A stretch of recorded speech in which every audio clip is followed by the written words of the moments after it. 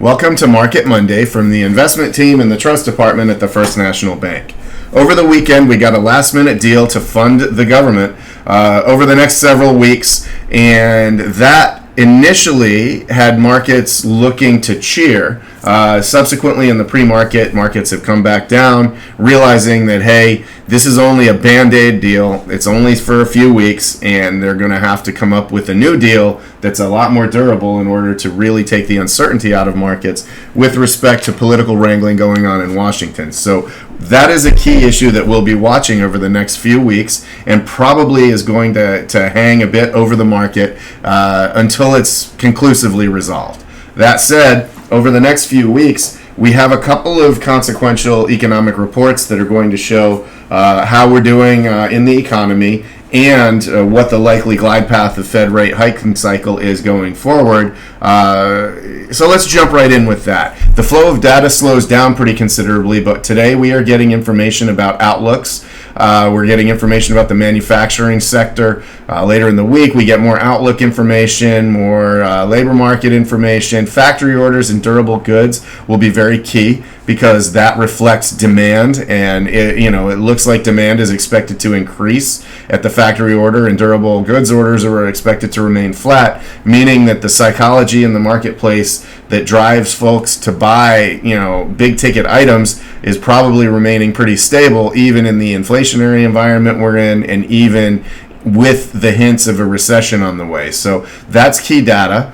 We'll get more information on the labor markets coming, and really the main events over the next couple of weeks are going to be the producer price index, which is expected to show a 0.3 month-over-month increase, which the prior reading was a 0.7 month-over-month increase. So that is expected to show a substantial slowing down in the acceleration of producer inflation. That number doesn't mean that, this producer inflation is coming down. That's still a positive number. It just means that we're not accelerating. We're starting to pull back a little bit, and in that acceleration. That's the big number. We'll get the Fed meeting minutes, which gives further insight into what happened, what they're looking at, and what they're seeing in the Federal Open Market Committee.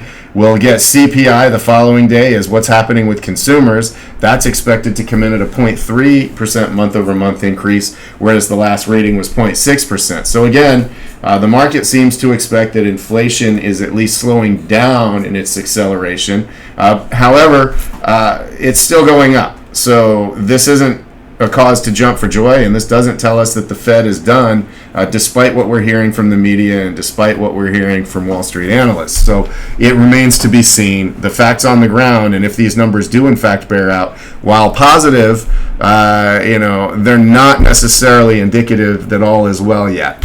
So we'll continue to monitor what's going on there, and we round things out with the University of Michigan Sentiment Indicator.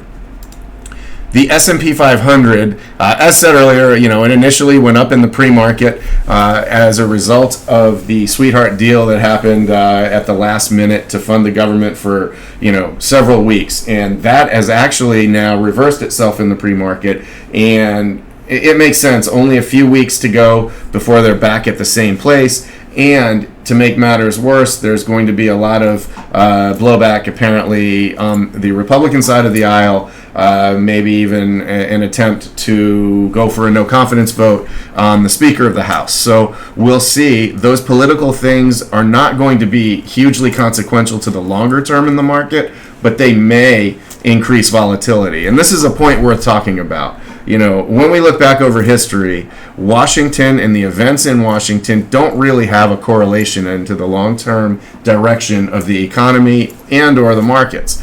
It does impact short-term events, however, because it can impact short-term psychology. So we may see volatility increasing. And talking about volatility has increased pretty dramatically over the past couple of weeks. In fact, on a percentage basis, volatility has risen, close to 50%, and that is as measured as the VIX index, the volatility index. That's using option implied volatility and suggests where big investors see market fluctuations going over the next 30 days. And when they say 18%, that is implying about a little over 1% moves on a daily basis are what the expectation is going forward for the next 30 days. So that's higher than it's been. We'll see what happens. The market's been drawing down.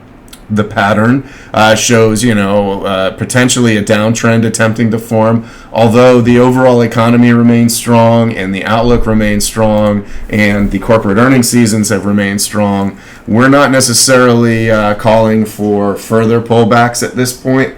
But it is possible at this time of the year. September and October are traditionally the most likely months for a market pullback, and we certainly saw that in September. The only question is, does that continue through October before firming up into the end of the year? We're not seeing any big catalysts that would drive that, but again, that is historically more likely. With that said, the longer-term outlook is more where we're concerned, and we'll come back to that at the end like we usually do. Let's talk about rates. In the corporate bonds arena, we're getting about 5.5% on a bond ladder, and if you go out 20 years or even 15 years, you're getting pretty close to 6%. This is fantastic for income investors, and it also for the investors that want to have bonds in their portfolio to reduce volatility, you're getting paid to hold those. So we're happy to see that. And again, at the market, it's drawn down. Let's go in and see what the magnitude is from recent highs. Looks like we're trading down about 7%. And, that's not the context that we really want to look at. We want to look back over a longer term period and say, hey, what happens over the longer term? Are we really worried about shorter term pullbacks? No, we have a disciplined long-term investment strategy. We're going to continue to adhere to that. And if you are concerned about the markets, if you're concerned about the economy, we're going to be here to talk about it. Please call us if that's the case. And we'll close out there. Hope you've enjoyed this video. Hope you have a great day.